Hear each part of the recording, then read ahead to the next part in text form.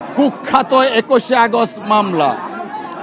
এই মামলা দায়েরের মাধ্যমে বিএনপির ভারপ্রাপ্ত চেয়ারম্যান জনাব তারেক রহমান সাহেবকে জাতীয় এবং আন্তর্জাতিকভাবে বিতর্কিত করা হয়েছে রাজনৈতিক উদ্দেশ্যে।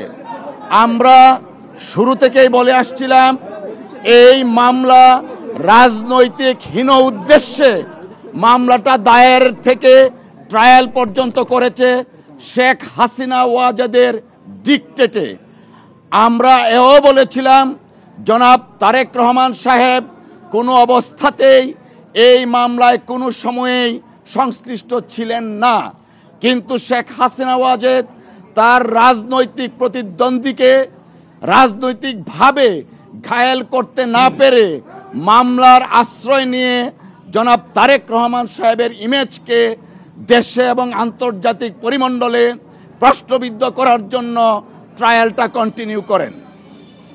আপনারা ইতিমধ্যে শুনেছেন যারা এই মামলার দণ্ডপ্রাপ্ত ছিলেন এবং আপিল করেছেন এবং যারা আপিল করেননি সবাইকে এই মামলা থেকে খালাস দেয়া হয়েছে।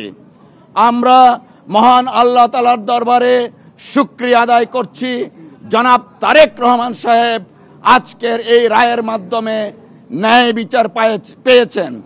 আজকে প্রমাণিত হয়েছে রাজনৈতিক উদ্দেশ্যে জনাব তারেক রহমান সাহেবকে যে মামলায় সাজা দেওয়া হয়েছিল সেই মামলায় আইনগতভাবে মোকাবেলার মাধ্যমে তিনি আজকে বেকসুর খালাস পেয়েছেন।